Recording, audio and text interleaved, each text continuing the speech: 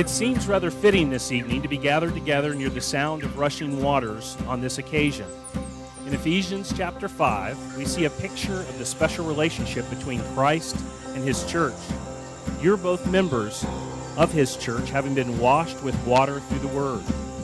Water was involved in the change of relationship that brought you into Christ, according to Galatians chapter 3 and verse 27. As members of the church, you've been sanctified.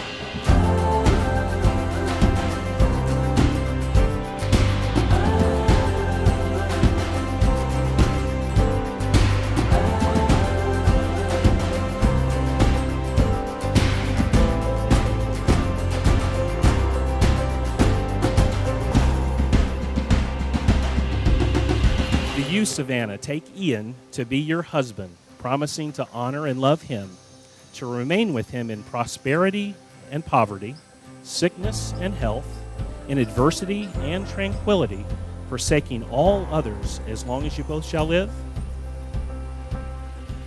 And do you, Ian, take Savannah to be your wife, promising to love and honor her, to remain with her in prosperity and poverty, sickness and health, in adversity and tranquility, forsaking all others as long as you both shall live?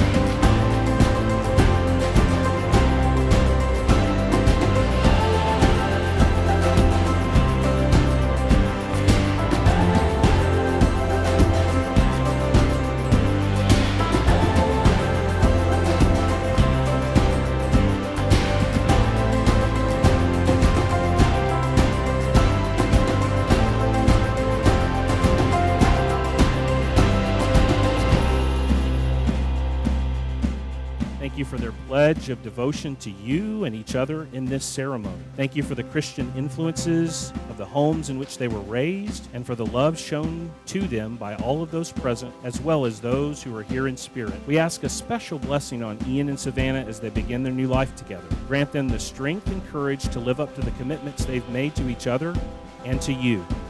We pray they'll enjoy lifelong happiness together while serving you. It's in your Son's name that we ask this prayer. Amen. By the authority vested in me by the state of Georgia, I now pronounce you husband and wife. What God has joined together, let no man separate. Ian, you make this your bride.